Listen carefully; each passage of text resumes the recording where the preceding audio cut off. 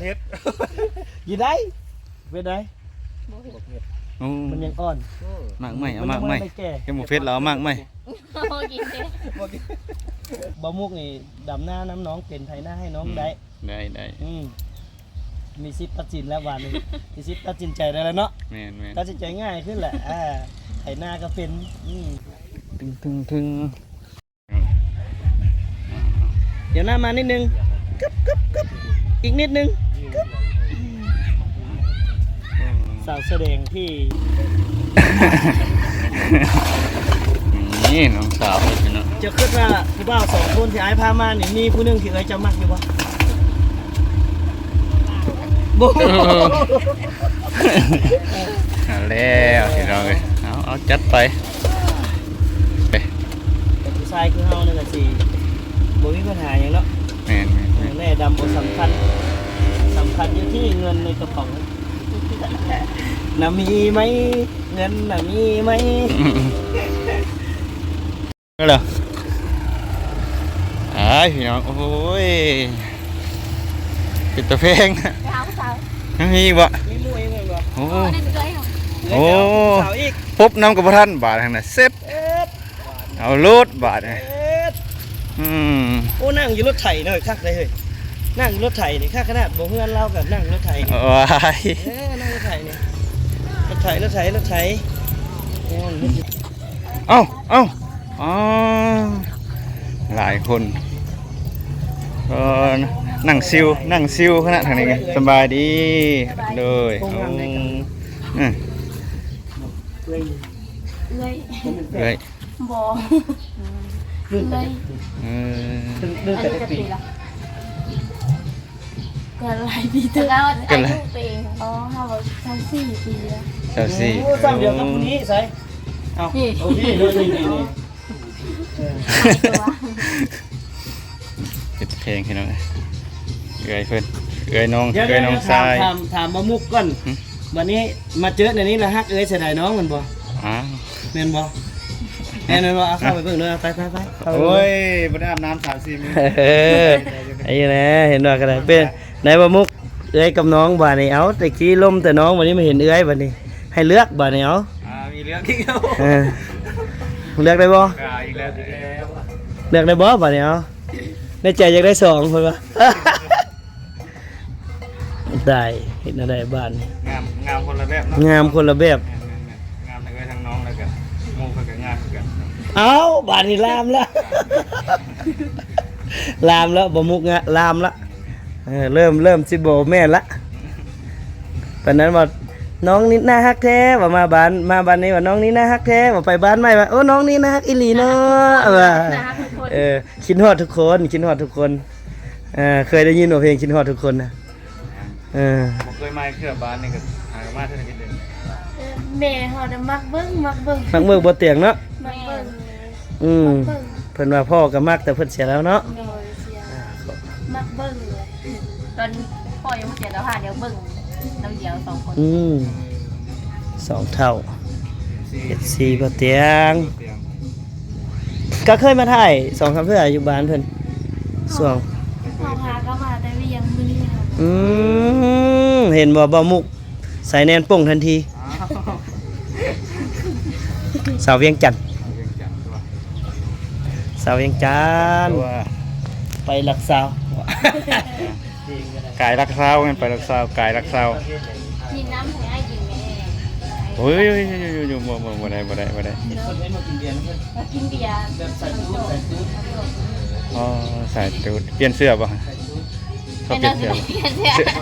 สาวเสื้อแดงเดี๋ยวแปลงล้างพี่น้องเดี๋ยวน้องเพิ่นแปลงล้าง เอาสีชมพูได้บ่นี่บ่สีชมพูกับสีขาวออร่าอีก ให้น้องเพิ่นเข้าไปเปลี่ยนเครื่อง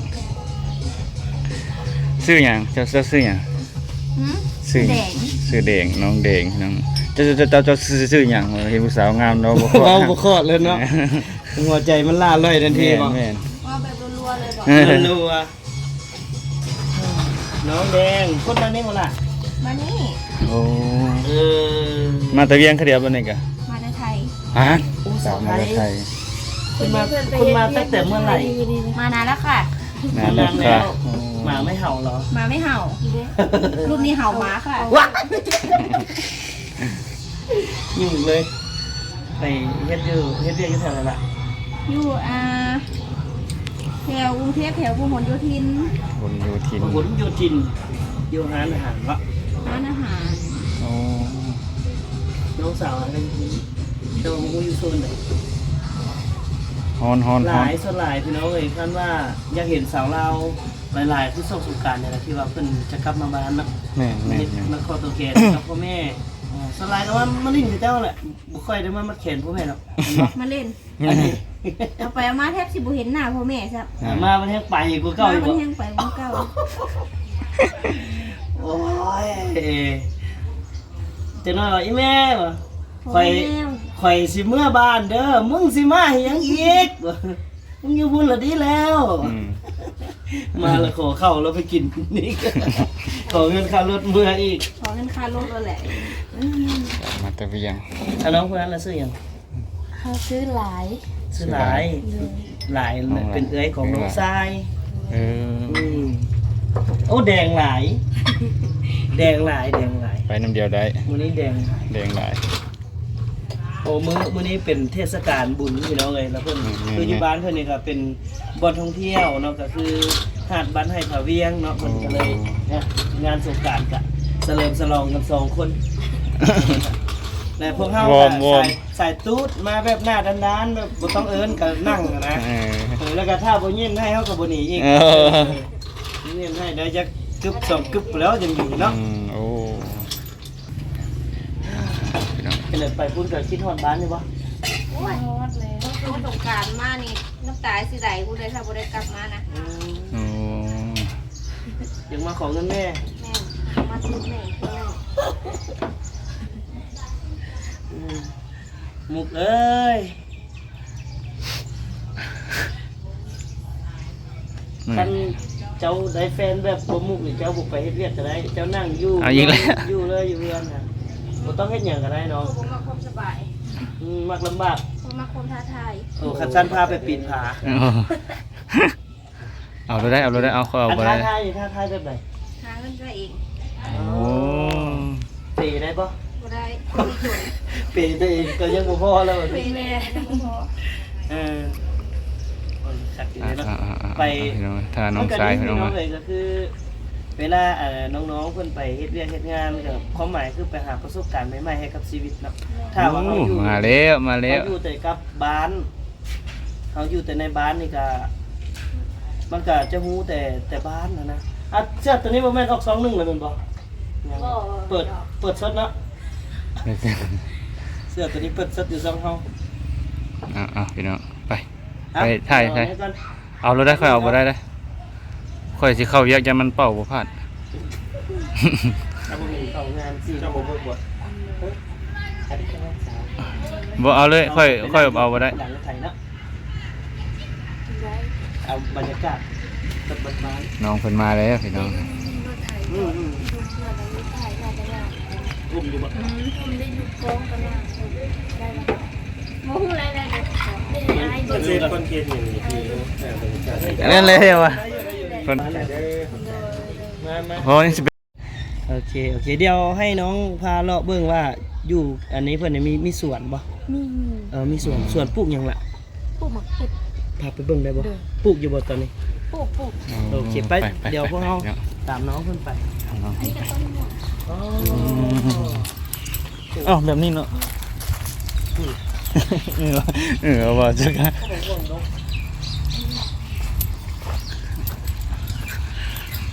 สลี พ่อเห็ดให้หมดทุกอย่าง ตอนพ่อย่างเราเฮ็ดเบิ่นเนาะโอ้โอ้สวนเพชรได้พี่น้องเอ้ยงามแท้นี่กะเอ้า กัดบักเพชร อยู่ได้เฮ็ดได้ โอ้ มันยังอ่อน มากไหมเอามากไหม นแก่ แกหมูเพชรเราเอามากไหม โอ้กินเด้ บ่แม่น ส่วนน้องเพิ่นนะ แม่หาตะปลูกเบิ่งสิ ชลีก็มี มีตอนนั้นจนเต็มนี่เลย โอ้อาปอนมักเล่นอันบ่มุกไปนี่ โอ้เนาะ เอ เอ้ย อ ครับ ถ้าเราเอาไปตำส้ม แม่นมันต้มเลย คนงามพี่น้องเนาะ แซ่บแต่ว่ามันน้องบ่ได้หลายเทื่อเนาะเฮาจังหาซื้อแนวอยู่แนวกินเนาะมาให้น้องเพิ่นแต่งกินคู่มื้อบ่ลูกบ่ล่ะ ส่วนหลายมีแต่แม่แต่ แต่แม่แต่น้องก็เฮ็ดเป็นอยู่บ่ เฮ็ดเป็น แต่ว่ากับบัวได้เก่งขนาดนั้นเพราะว่าเขาไปเฮ็ดเวียกเนาะแบบมีแต่ซื้อแนวกินมากิน แต่ว่าก็พอฮู้อยู่ แต่เป็นเฮ็ดอยู่บางอย่างก็เฮ็ดบ่เป็นส่วนหลายจะเฮ็ดเป็นแต่ในสิ่งที่ตัวเองมักกิน มากิน นี่ เส้นตำบักหุ่ง แม่นแกงหน่อไม้ แกงหน่อไม้ โอ้ แก งหน่อไม้มาเก็บเนาะ ใส่ยานางอยู่บ่ ใส่ คื ยา อ นางก็มี คือชั่วมื้อนี่ของอยู่ของกินของน้องหันซื้อเอาบ่หรือว่าจังได๋ ซื้อเพราะว่าแต่กี้พ่อหาแบบพ่อไปหาปลาอยู่น้ำเซ เออ ได้พ่อบ่อยู่เฮาได้ซื้อ มีแต่ เบิ ผู้ ด หญิงเนาะมีแต่ บางทีก็ไปก้านเครียดน้องไปก้านเครียดก้านจีนายสิบางอย่างที่มันหาได้เฮาก็หา ยังเป็นแบบสิ้นหมูสิ้นงัวสิ้นควายอย่างประมาณนี้ค่ะเลยจะเป็นต้องได้ไปซื้อเพราะว่าบ่มีไผ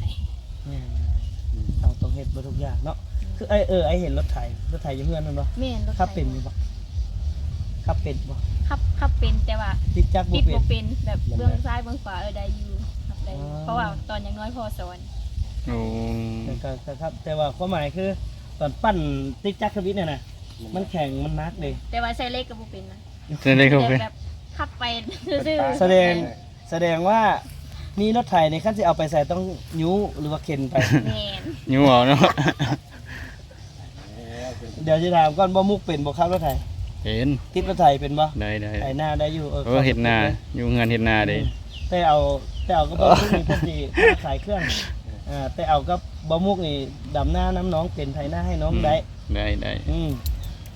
มีสิทธิ์ตัดสินแล้ววันนี้มีสิทธิ์ตัดสินใจได้แล้วเนาะ แม่น ตัดสินใจง่ายขึ้นแหละไถหน้าก็เป็นแต่บ่ซุกนี่พาไปขายเครื่องอย่างเดียว นับแต่เงินนะ งับตัวเงิน เฮ็ดแต่บัญชีเอาบ่ซุกเนาะ เงินเลย เก่ง พอได้ เลขแบบนี้ให้ได้ไหม ก่อนเป็นเจ๊นับเงินอย่างเดียวนะ พอได้นะโปรโมทขาสาขาโปรโมทนั่นนะ สวยงามพี่น้อง พ่วงเนาะส่วนปลาย พี่น้อง มีคือมีหอดสาลีมีเพชรสาลี แม่น หลายอย่าง ปลูกแบบสวนแบบผสมผสาน เพชรก็งามเพชรก็ งามคือคนเลยเหมือนบ่ งามคือคนเลย ทุกวงก็มี งามคือน้องชายเลย พี่น้องตา บ่ต้อง ไปข้าวเกี๊ยว ไป เนี่ย ไป ไม่เป็นต้น น้องเพิ่นพี่น้องหลายเทื่อเฮาก็จังมาลินน้ำน้องเพิ่นอีกเนาะบ่ซุกเนาะ แบบมันเริ่มเป็นดอกแบบ เออ แบบยังไงเริ่มเอามาเห็ดแนวได้ ในมันแม่นแหละเริ่มเห็นแนว รัดไปเห็นข้าวก็พุ่งว่ามันจูบไปที่ไหน ถึงเอา ยังบ่ฮู้ยังบ่ฮู้ แล้วมาแล้ว เรียกฟืนที่น้องเอาไปเอากับแม่ อันนี้บอกเอารถไถไปเอารถไถติดจักรรถไถให้กัน ลูกลุง นี่ถ้าน้องยังตัดสินใจบ่ได้ เอาเลย เป็นไดบ่ต้อมน้องสาวเพิ่นเป็นจังไดน่าฮักอยู่บ่น่าฮักอยู่เนาะอย่าว่าแฮงออกสื่ออยู่ คันสมมุติเรายังบ่มีเมียนี่มักอยู่ล่ะ ได้บ่ซ้ำนี่บ่อายุซ้ำนี้ได้จะบ่พอได้จะบ่ซ้ำเรา ต้องเบิ่งว่านิสัยใจคอเขาไป เข้ากันได้ เอ บ่ อแม่น แต่ว่าแนวใดก็ในใจได้สองคนละบ่มุกกับบ่สุกเอาเบิดสอง อืม เรียบร้อย ให้นอนห้องเดียวกันอีก ให้นอนห้องเดียวกันได้บ่มุกกับบ่สุกนอนนำกัน อืม ลาวไปนอนนำแม่ลาวเป็นจังได๋ล่ะบัดนี้บ่ต้อมเป็นจังได๋ล่ะบัดนี้เนาะเป็นตาอุกอยู่เลยเนาะโอเคเดี๋ยวขอบใจน้องเพิ่นเนาะ โอเคเฮาก็ ออกเดินทางไปต่อเอง มีแต่มื้อหน้า ขอบใจหลาย มีแต่มื้อหน้าเนาะมีโอกาส เป็นกันเองเลย ยังมาเป็นเคยเพื่อนมันบ้าง สอนแล้วเป็นผู้งาน งานคู่บ้าน นี่ เอาโอเคเดี๋ยวบ่เตียงขอล้ำลาไปเพียงซ้ำนี้เลยเนาะเอาไว้โอกาสหน้าเนาะแล้วจังมาเจอกัน แต่ไอเตียงต้องเติมเงินให้เพื่อนก่อน แม้นสำหรับอีพีนี้เดียว เอาย่อ ไปพร้อมกับน้องทรายไว้สำนี้ก่อนผม พี่น้องไป เดินทาง เดี๋ยวเติมบ้านให้น้องกันเลยนี่ ได้บ่นี้ แทนแท้ ต้องหลาย น้อย ต้องหลาย ไว้เติมบัตรเนาะมีมื้อหน้าเฮามื้อหน้ามาเฮาก็ยังอันนี้มื้อหน้ามาเล่นน้ำไหม โดย เดี๋ยวสิเอาเฟซน้องไว้ สาวซ่า เอาเบอร์น้องไว้นะ เอาเบอร์วันนี้ดูเฟซ เบอร์อะไรก็ได้ที่เขาติดต่อให้น้องบัตรเพิ่นแอดไปแล้วเราบล็อกไปเลยเด้อ เห็นว่าพี่น้องบ่สุกเนาะธรรมดาพี่น้องเอาเฟซไว้ได้นี่พี่น้องเอ้ยนี่ เดี๋ยวเฟซบุ๊กมันไป โอ้ ซีเซตมาจีบให้ดูเหมือนนวายอพอดีเลยเพิ่นบล็อกเลย อันนี้ หมู่บ้านนั้นพี่น้องหมู่บ้านนั้นเนาะเพื่อนมีได้โอกาสได้มาเนาะครับก็จะได้ติดตามสาวซ่าให้สุดสวย ไป